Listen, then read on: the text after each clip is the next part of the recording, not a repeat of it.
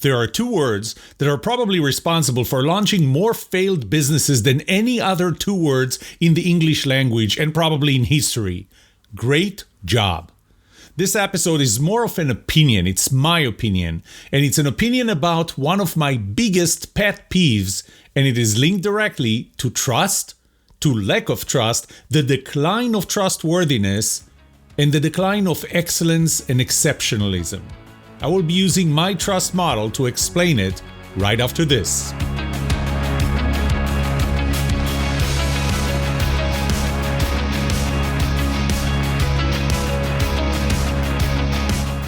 Welcome to Season 2, Episode 10 of The Trust Show. I'm your host, Yoram Solomon, a researcher of trust and the author of The Book of Trust.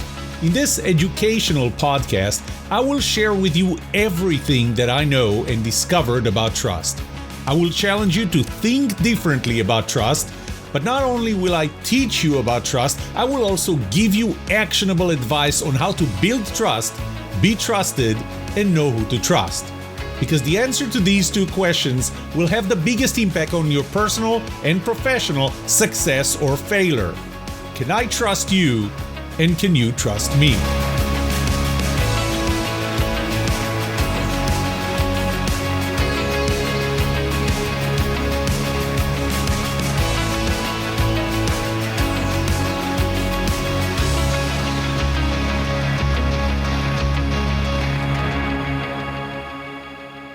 There was a study done in 1997 by Greg Stevens and James Burley. And what they try to do is to find how many raw ideas did it take to generate one successful, sustainable, commercial launch of a product. So specifically, they talked about products, and they looked at the pharmaceutical industry as well as other industries. Actually, in general, it was mostly focused on other industries. And when we talk about an idea, we talk about something that's, not just I had an idea, oh, never mind. I'm talking about somebody bringing up an idea, a serious idea that they take seriously. How many did it take? Well, what they found was that it took 3,000 ideas to have one commercially successful product launch. So those 300 ideas, they kind of looked at the funnel, and what they found was that 300 of them, so 1 in 10, they took minimum action. And minimal action included experiments, that they did some experimentation. They filed patents, maybe, or filed disclosures for patents. They discussed them with management. So it's not, it's way beyond the I have an idea. So these are 300 of them. So from that level, your probability of commercial success is 1 in 300. 125 of the 300 went to a small project. So now you're receiving a patent. You're actually granted a patent. You're investing money. You're investing time and energy. 125 of them. So from this point, you have 1 in 125 probability of success. 9 of the 125 became significant projects with major investments. So now we're talking big money, a lot of people, much more, let's say, from the small projects, and with more money. 4 of the 9 were considered by the authors, the researchers, to be major efforts, and 1.7 were actually commercially launched. So we're launching it, we're sending the products, we're putting all the marketing behind it, and so on. 1.7. And out of the 1.7, 59%, one of them was commercially successful, was really commercially successful. So when we're talking about the quality of an idea, and when we say that it's a great idea, we need to keep in mind that if we think of a business idea, and great idea is the one that's going to be commercially successful, right? We're not considering, oh, I had an idea. Never mind. We don't consider this to be a great idea. A great idea is really an idea that led to a commercial success. The odds are 1 in 3,000. So 1 in 3,000 ideas, we should say, great idea. You know what? Even if we said 1 in 300, once we take minimal action and we consider those ideas, it's still 1 in 300 is a great idea and 299 are not. Even 1 in 25, even 1 in 9, when they're becoming a significant project with major investment, they already received patents. Only 1 in 9 would actually be a great idea because only 1 in 9 at this stage would be commercially successful. Do we use the words great job only once in 9 or once in 125 or in 300 or in 3,000 ideas? I think we use it a little more.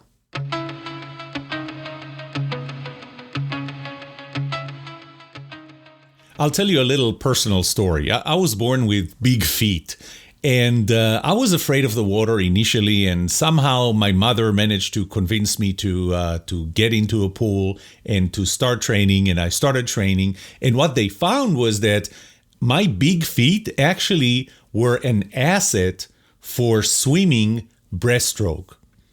And so this was, I believe, 1978 or something like that. I was pretty young, but I was kind of at the right age for maybe being in the 1980 Olympics, maybe the 1984, even though the 1984 would have been during my military service. So I'm there at the pre-qualifiers in the state of Israel, the pre-qualifiers. And after that, there's another stage to actually get to the Olympics. I get lane number 4. Now, if you know swimming, competitive swimming, you know that lane number 4 is given to the person with the best score in the state of Israel. So out of everybody in Israel, I get lane number 4. Now, one of my mistakes there was that I was arrogant. I was so sure that I'm going to win this that I did not warm up. My competitors warmed up. I did not. And sure enough, we jump into the water and we start swimming. The end of the first lap, it's 100 meters, so I'm after 50, and I'm first. I turn first. As I start swimming back, I started having cramps in my legs. And one cramp and another cramp and another cramp, and it was getting really hard. And by the time I got to the end, I came in number 4. Nope, didn't go to the Olympics. Didn't even get a medal. I actually stopped swimming after that. At least I stopped swimming competitively and I went into shooting. And once again, I started participating in competitive shooting using 22 long rifle bullets, so very small bullets, competitive bullets. It's the same rifles and the same bullets that they do use at the Olympics. I didn't plan on going to the Olympics or didn't think that I was going to make it, but in one of those competitions, I got the bronze medal. This would have been around 1981, I think, maybe even 1982. So I got a bronze medal, but the thing is, there was only one bronze medal, and there was only one silver medal, and there was only one gold medal in the entire state of Israel. So when I got the bronze medal, I came in number 3rd.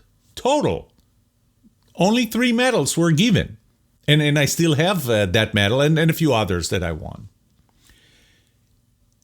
Then a few years ago, 4 years ago, so this would have been 2017. In 2017, my daughter Maya went to the regional gymnastics competition. So Maya was a gymnast for 14 years, and she was really, really, really great on floor. I don't think that she enjoyed the vault or beams or bars, but she was really great at floor, and she was very elegant, very graceful when she was on floor, and very precise. And she did some very good exercises. Well, year after year, she did not qualify for the regionals because they needed an all-around score that was high enough to make it to the regionals. Well, that was her last year. That was her senior year. And if you don't make regional this year, then that's it. I mean, this is the end of gymnastics, unless you really become a professional. Well, guess what? 2017, after the state meet, Maya made regionals. So we went down to the regionals competition. There were 683 participants. How many gold medals do you think they gave? Now, this is going to sound crazy. 683 participants, 259 gold medals were given. In other words, 1 in 2.6 people have got not a medal, a gold medal. 259 gold medals, 197 silver medals, 178 bronze medals. A total of 634 medals were given for places 1 through 3. In other words, 93% of the participants would get a medal for 1 to 3. By the way, they gave more medals, just, you participated, so here is a medal of participation. But even the 1 to 3 places, there were 634 medals, and granted, some got more than one medal, and some got nothing. But in general, 93% of the number of participants was the number of medals, 1, 2, 3. By the way, why were there different numbers? 259 gold medals, 197 silver, and 178 bronze? I mean, why would there be more gold medals than silver and more silver than bronze? Well, very simple. They divided them into divisions. Different ages, different, I don't know what, but so many divisions that some divisions actually only had one participant. And that one participant got 5 gold medals. A gold medal in every one of the events. So floor, bars, beams, and vault. And one for the all-around, because you competed with anyone. And there's more than just one division with one participant. That participant went home, that gymnast went home with 5 gold medals. So you probably want to know, how did Maya do too? Well, when Maya was about to go on floor, she came to me and she said, "Daddy, if I want to get the gold medal here on floor, I need to get a score of more than 9.85. Why is it? Because so far in her division, there was a gymnast that did 9.825. So if Maya gets 9.85, she would get the gold medal. What I told her is, hey, Maya, you know what? Just go out there, have fun. This is the last competition you're going to be participating in because you're a senior. Just go have fun. Do the best you can, but don't worry about competitors or anything else. She went on there. I could tell that she enjoyed it because she was smiling throughout the whole time. But she was doing well. I mean, she was sticking every landing. I mean, she didn't move an inch after every landing. And as she keeps on going through her routine, I'm thinking, man, this is good. This is really good. Then the score comes up. It was 9.925. So yes, that was the best score. Of course, by the way, just to add to the drama, there was one more competitor going after her. And of course, just to add to the drama, everything else was done. It was only that one last competitor that was competing in floor. So all eyes on her. And of course, we don't know if she's going to make better than 9.925 and get the gold. Maya was, at that point, was assured silver, but maybe she can get the gold. Well, that other competitor had a very solid routine, and she got 9.6. And that made Maya the gold medalist. Well, here's the thing. Maya's gold medal, Maya's score of 9.925 was the best in her division. It gave her the gold medal.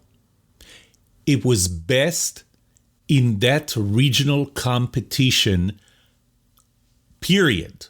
Throughout all the events, not just floor, all the events, Maya's score was the best score in USAG Excel in 2017, the entire year. Maya's gold medal looked exactly the same as the other 258 gold medals. So I have to ask you, what differentiates Maya? What differentiates Maya from someone who competed in a division all by herself and got 5 gold medals because there was nobody to compete to? How does this push anyone to excel? And the answer is, it doesn't.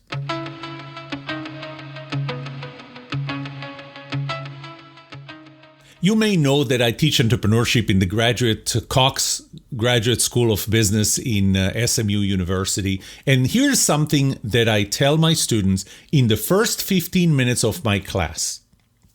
I tell them that it's going to be an order of magnitude easier for you to get an A in this class than to get me to say great job about the quality of your idea.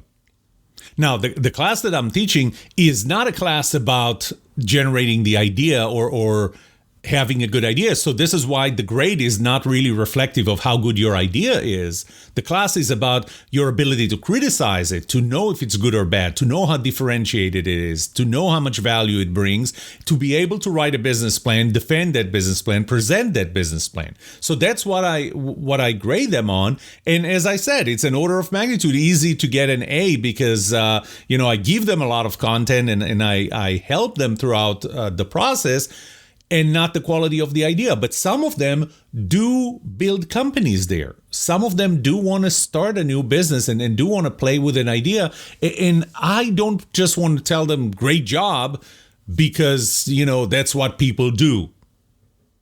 And that's why I make that statement at the beginning of class, the first 15 minutes of the first lesson. I tell them that it's going to be an order of magnitude easier for you to get an A in this class by presenting a good business plan, defending the good business plan, rather than get me to say great job about the quality of the idea itself.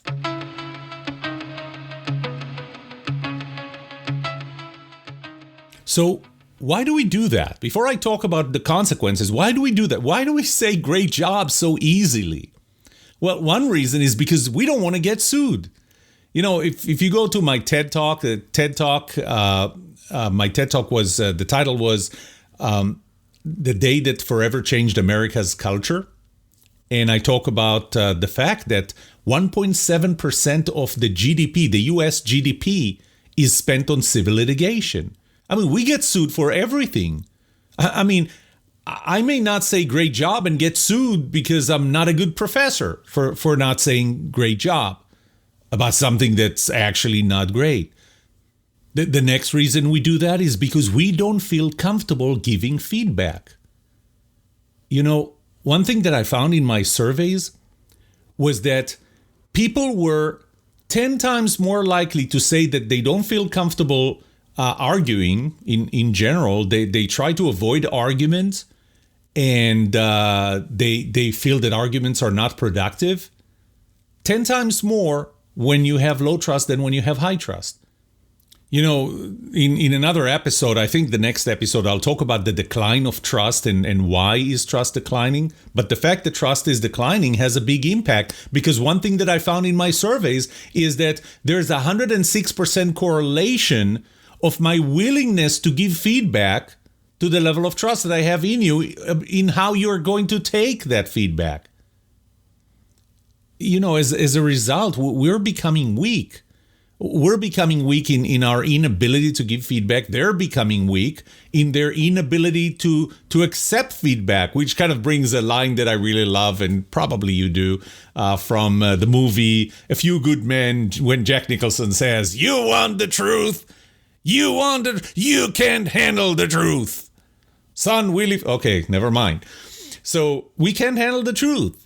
And if they can handle the truth that I'm 106% less or the opposite of 106% less than willing to give that feedback. Now, one thing I found is they don't trust me. They don't trust me that my feedback is coming from a place of wanting to really help them.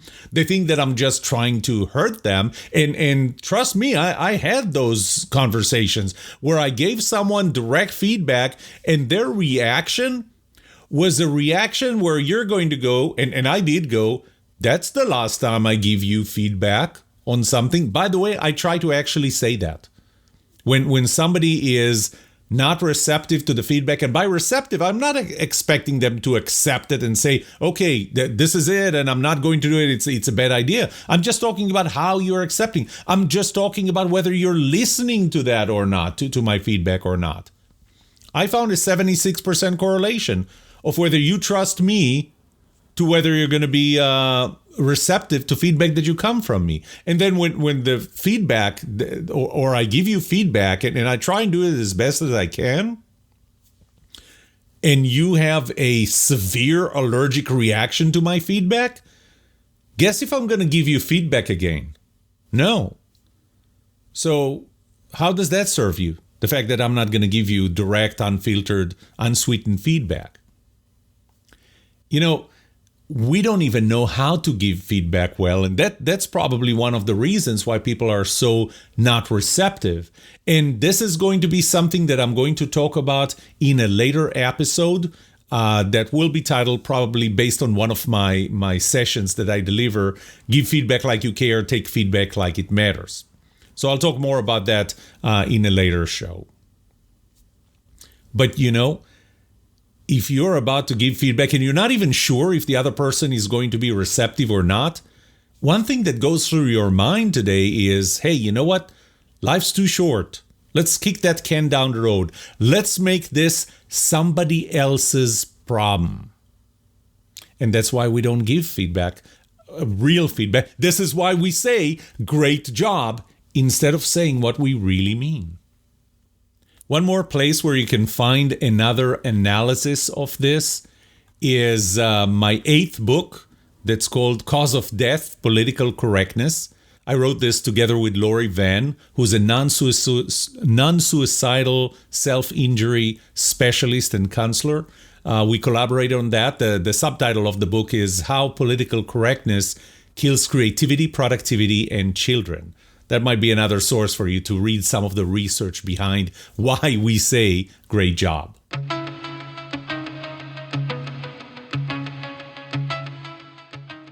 Let's talk consequences now.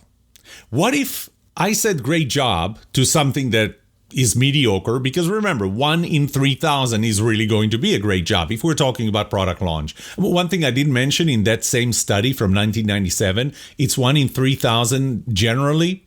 1 in 6,000 in the pharmaceutical industry. Just saying. So what if you brought up something and I said great job and you don't know that it's really mediocre? First of all, what I'm doing is I'm misleading you. I am misleading you to think that this is a great job.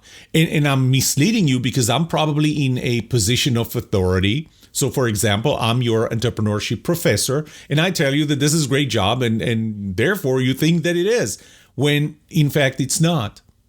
Here's what's going to happen. When you start with this idea, you start pushing it up a staircase.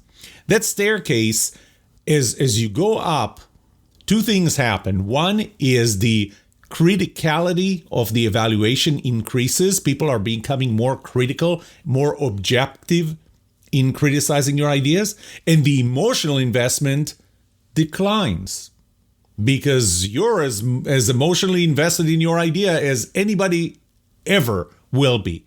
Everybody else are less. So you start with your own idea and you're starting to spend time and you're starting to spend money. And first, it's your time and it's your money. And then you reach out to your friends and family and you ask them for money. Now, what are they going to do? They're going to give you their money. You know why? 1, because they want to make you happy. They are friends. They are your family. But the other is, think about that. You're spending $100,000 a year in tuition to this graduate school, and the professor there, who's obviously not just someone off the street, he obviously is an expert, said it was a great job. So they will give you money. And it's really my fault because I said great job and it wasn't. And you don't know that it's not. Then the first customers you're going to get are your friends who are going to buy it and not even use it just because they're your friends. So now you think you're getting validation. No, you're not. They're still going off of your relationship with them and the fact that stupid me said that this was a great job. Then you get early investors. Now it's starting to get, they're starting to be more critical, more objective. Then you get venture capitalists. Then you get real customers. This is where a rubber meets the road because there are a lot of people who are going to think that this is a good idea. And once rubber meets the road and real customers with absolute no emotional investment or any relationship with you are going to buy it and use it and recommend it to somebody else, this is what makes a good idea. but you're going to fail somewhere between here and there because I misled you. Because I said it was a great idea and it was not.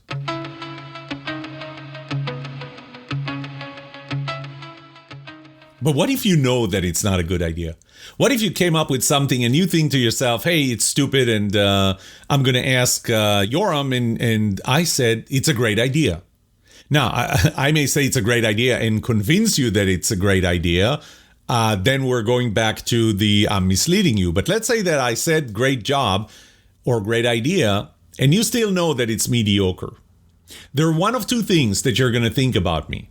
One is that I'm too incompetent to tell that it's not a good idea. So you're going to come up with something stupid and you know that it's stupid and you bring it up to me and I go, great job. And you're thinking, okay, so he's incompetent, right? By the way, that's part of my model now. This is the competence component of the who you are. I'm not competent. Or alternatively, I'm lying to you. You know it's a mediocre job. I know that it's mediocre. You know that I know that it's mediocre, but I say great job, which means that I'm lying to you. Once again, if I go back to my model, this is the who you are, this is the personality compatibility, and specifically the top of that pyramid, the universal part, where there is an absolute good and an absolute bad. And an absolute bad is lying. When I lie to you, there's no personality compatibility. I'm a person who lies to you. By the way, it also fits into the what you do part of the model, specifically the BS part of positivity. I don't say what I mean. Either way, whether I'm incompetent enough to think that it's a good job when you know it's mediocre, or I'm lying because I know that it's mediocre and I tell you that it's a great job, either way, I should not be trusted because I don't meet those components of the trust model.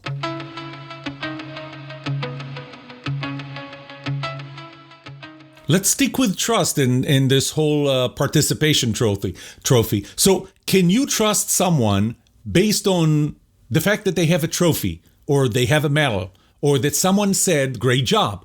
A respectable professor in a respectable university told you that you have a great idea or it's a great job. Well, we can't. If we know that everybody is playing fast and loose with trophies and medals and saying great job, which, by the way, is all part of the competence part, a third-party certification. So, for example, I talked about that in the previous episode when I said when Subaru has their TV commercial and say, we are trusted, they don't say we are trusted because we said so. They say we are trusted because Kelley Blue Book, a third-party certification agency, said that we are the most trusted car manufacturer. So, but if you know that they're just giving away trophies and giving away medals and giving away this most trusted to every car manufacturer, will you trust them based on that certification? The answer is no. Now I'm going to touch on something, and hopefully I'm not going to get overly emotional because this is another pet peeve of mine, possibly even bigger than great job, and that's best-selling authors. And I'm not getting into this right now, but this designation, I'm going to say self-designation or very loosely designated best-selling author is another one of my pet peeves. And I will talk about that. I will have an entire episode just about this whole best-selling author and even thought leader perspective. But that I'll do in another episode.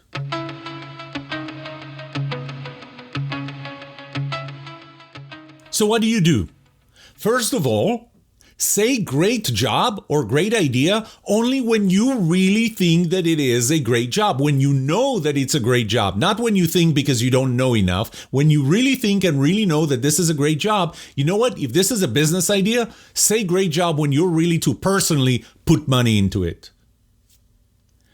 Trophies, give trophies and medals to winners, to big group winners. Yes, it's going to be harder to get a medal. And if we're going to have people who are, if we think that people are going to stop competing because they don't get gold medals, you know what? I think that we are causing them to be weaker. And I think that by that, we're actually going to make them stronger. They're going to fight harder to win a trophy, to win a medal. There should be only one winner in a business plan competition, not half of the participants who submitted. And you know something? If 20 companies have submitted business plans for a business plan competition and none of them I think is viable, maybe we shouldn't give a single trophy, a single award. You have to start with trust. And when I say start with trust, you have to start with trusting that the person you're about to give direct, unfiltered, unsweetened feedback can take it. Can take the truth. I'm not doing that well. Never mind. As I said, give feedback like you care and take feedback like it matters. And as I promised, this will be a whole episode by itself just on that. I want to give you a definition before I finish. Negative feedback, when I say negative feedback, I don't mean giving feedback in a negative way, like insulting feedback or trying to belittle someone. When I say negative feedback, what I mean is feedback about something negative that happened, something negative that you have done. You know, the negativity, the negative elements of your idea. So I want you to remember this. Positive feedback makes you feel better. Negative feedback makes you better.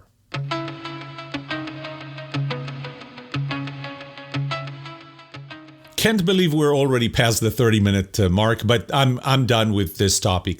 So let me summarize it. First of all, the two words that are probably responsible for launching more failed businesses than any other two words in the English language and probably in history are great job or even great idea. This episode was more of an opinion, it was my opinion, about one of my biggest pet peeves, and that is how fast and loose we are with the term great job.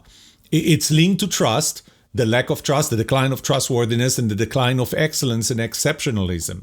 I told you why we do that, why we say great job when we really don't think so. I told you what are the consequences of that.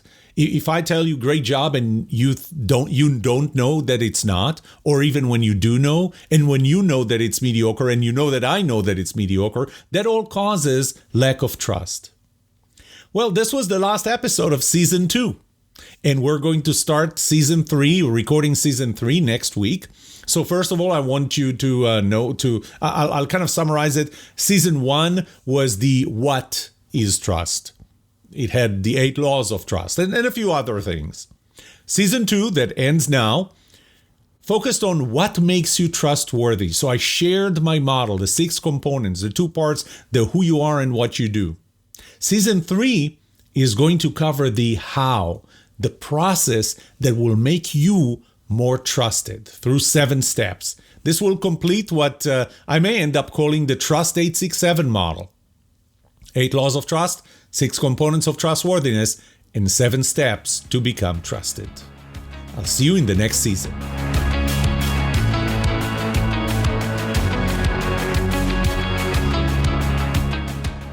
What would you like to know about trust and trustworthiness? Let me know, and I'll make sure to answer it or find the answer to it in a future episode.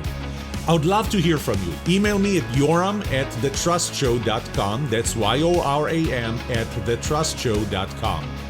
If you like this podcast episode, subscribe to the show so you will automatically get new episodes. Rate it. Write a review for this podcast because those ratings would help others who are looking for a podcast just like this.